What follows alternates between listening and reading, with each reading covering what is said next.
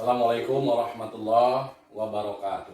Saya Haji Indra, SOS MPD, mahasiswa PPG, Daljak tahun 2001 angkatan ke-1, Win Barim Pata, Palembang. Mata pelajaran PAI dan Budi Pekerti, kelas 12. PPL 2, model pembelajaran Jigsaw pada SMA Islam Azaria Kota Lubuk Sumatera.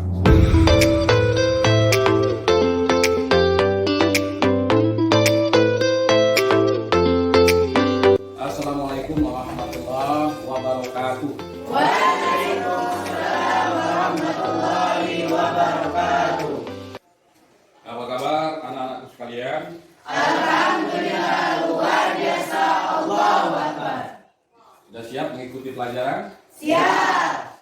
Untuk itu rapikan meja bangkunya dan cek sampah kalau ada dalam sorokannya. Baik, untuk selanjutnya Bapak ingin mengecek kehadiran kalian hari ini kepada ketua kelas. Andre, bagaimana kondisi teman-temanmu? Satu orang belum hadir, Pak. Satu orang Belum hadir. belum hadir. Ada beritanya? Tidak ada. Belum ya. Untuk selanjutnya ketua kelas pimpin doa ya. Mulai. Selesai. Waalaikumsalam. Mengapa terlambat? Jalannya macet. Dan sesuai dengan kesepakatan kita bersama, sebelum kita belajar kalau ada yang terlambat, kita beri sanksi untuk membaca Quran surah-surah pendek kepada Anda. Silakan. Bismillahirrahmanirrahim. Qul a'udzu birabbin nas, malikin nas, ilahin nas, min syarril waswasil khannas, allazi yuwaswisu fi sudurin nas, minal jinnati wan nas. Ya, terima kasih. Bacaannya cukup baik. Ya. Dan ini untuk diperhatikan oleh kalian semua. Ya, supaya proses pembelajaran tidak terganggu, ke depannya tidak ada lagi yang terlambat. Misalkan kalau kita masuk jam 7.15, sebelum jam 7.15 sudah berada di lingkungan sekolah. Bisa dipahami? Bisa. Oke, silakan dulu nak, tapi jangan ulang lagi ya.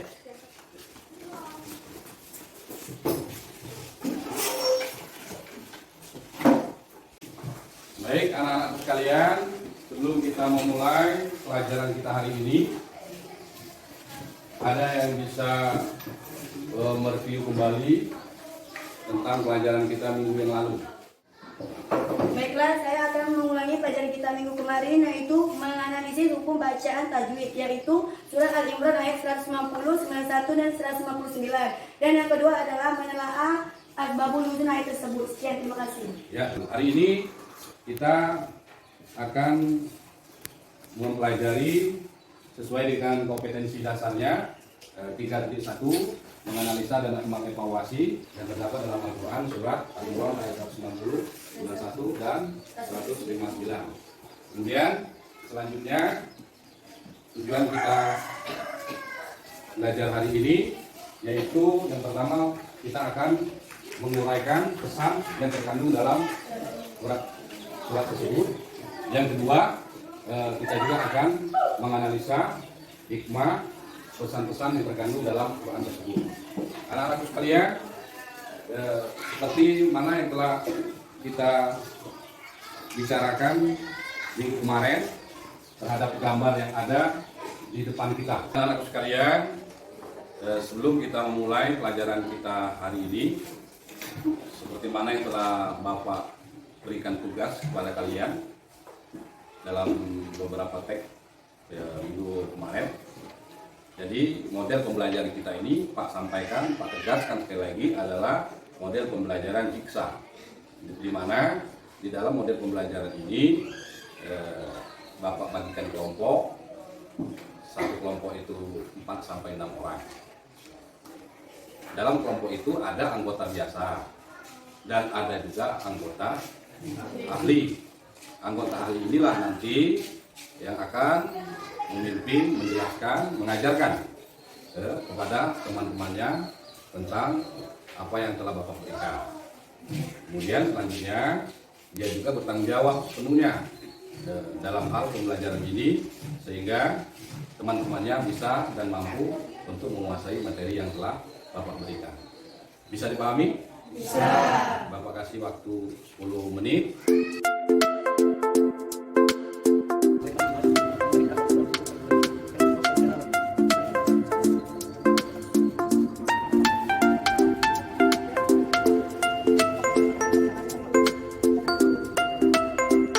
Anak-anak sekalian, karena waktunya telah habis, silakan dari kelompok C terlebih dahulu. Baiklah teman-teman semua, saya dari tim ahli kelompok C akan menguraikan pesan-pesan surah Al-Imran ayat 159. Yang pertama adalah, meskipun dalam keadaan genting, Rasulullah SAW tetap lemah lembut dan tidak pernah marah kepada para pengikutnya. Dan yang kedua, memohon ampunan untuk mereka. Yang ketiga, terdapat 3 sifat Rasulullah itu lemah lembut, tidak kasar, serta tidak berkeras hati. Dan yang terakhir adalah, meskipun ayat tersebut berisi tentang perang Uhud, tetapi di situ memiliki sifat-sifat Rasulullah, terutama yang ingin bermusyawarah. Sekian, terima kasih. Ya, terima kasih. Kemudian selanjutnya dari kelompok B. Baiklah teman-teman sekalian, di sini saya akan menguraikan pesan yang terkandung dalam surat Al-Imran ayat 190 sampai 191. Terdapat 4 poin. Poin yang pertama adalah pemikiran terjadinya siang dan malam, perputaran waktu dan dapat dijadikan waktu bagi manusia. Itu menjadi sebagai tanda-tanda kebesaran Allah Subhanahu wa taala. Yang kedua, tidak ada satupun ciptaan Allah itu yang sia-sia, termasuk semut itu mungkin bagi kita itu tidak ada artinya, tapi barangkali di lain ilmu itu ada bukti apa fungsinya masing-masing. Yang ketiga, ciri-ciri orang khas orang yang berakal adalah selalu mengingat atau berdapat inspirasi dari apa yang ia peroleh dari ciptaan Allah Subhanahu wa taala atau kekuasaan Allah Subhanahu wa taala. Yang keempat, selalu ingat Allah dalam segala hal, yaitu baik berdiri, duduk maupun berbaring. Terima kasih. Ya, terima kasih. Kemudian selanjutnya kita akan menganalisa hukum bacaan, tajwid, hikmah dan pesan-pesan yang terkandung di dalam kelompok A untuk menjelaskan, menganalisa dari apa yang telah kalian diskusikan. Baiklah teman-temanku sekalian, saya selaku tim ahli dari kelompok A ingin menjelaskan hukum-hukum tajwid yang terkandung di dalam surat Al-Imran 190 sampai 191. Assalamualaikum warahmatullahi wabarakatuh. Waalaikumsalam warahmatullahi wabarakatuh. Baiklah, mengidentifikasi hukum bacaan tajwid. Surah Al-Imran ayat 190 yang berbunyi, A'udzu billahi minasy syaithanir rajim. Bismillahirrahmanirrahim. Inna fi khalqis samawati wal ardi wa ikhtilafil laili wan nahari laayatin liulil albab. Dikurang itulah bacaannya.